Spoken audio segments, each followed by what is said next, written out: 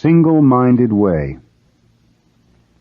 The purpose of my talk is not to give you some intellectual understanding, but just to express my appreciation of our Zen practice.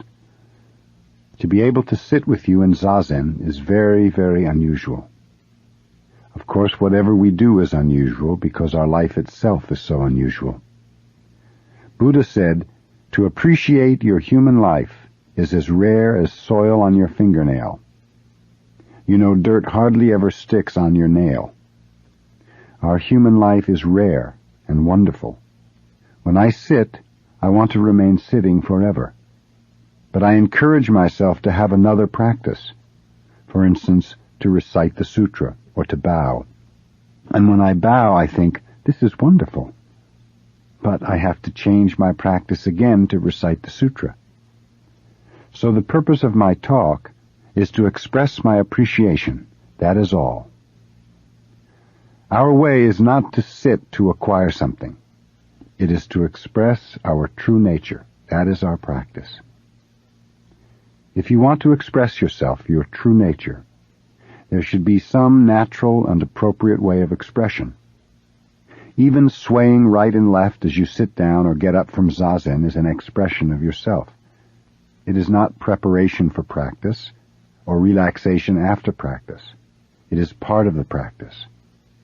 So we should not do it as if it were preparing for something else. This should be true in your everyday life. To cook or to fix some food is not preparation. According to Dogen, it is practice. To cook is not just to prepare food for someone or for yourself. It is to express your sincerity. So when you cook, you should express yourself in your activity in the kitchen. You should allow yourself plenty of time.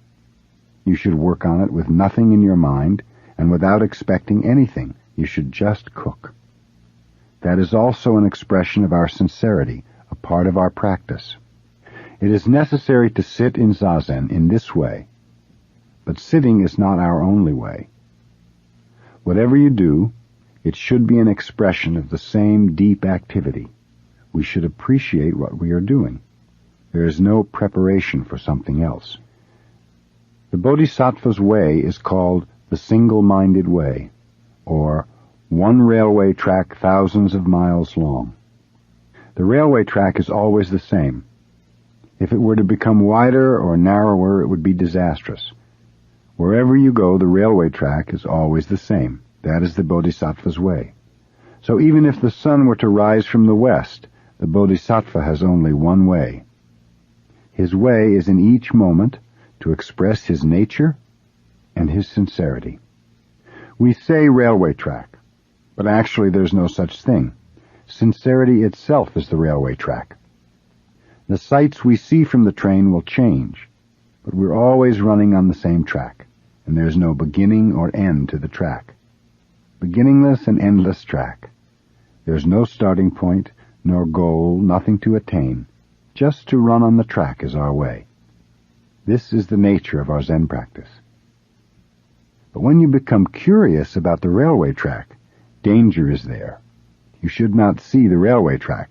If you look at the track, you'll become dizzy.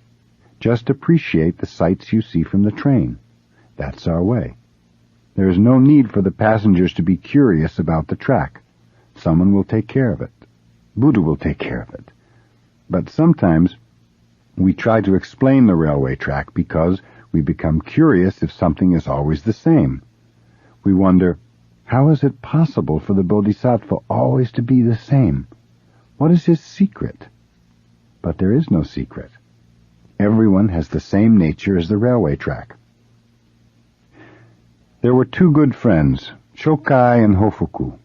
They were talking about the Bodhisattva's way, and Chokai said, even if the Arhat, an enlightened one, were to have evil desires, still the Tathagata Buddha does not have two kinds of words. I say that the Tathagata has words, but no dualistic words. Hofuku said, even though you say so, your comment is not perfect. Chokai asked, what is your understanding of the Tathagata's words? Hofuku said, we have had enough discussion, so let's have a cup of tea.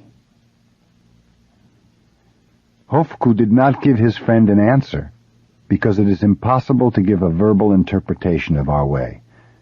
Nevertheless, as a part of their practice, these two good friends discussed the Bodhisattva's way, even though they did not expect to find a new interpretation.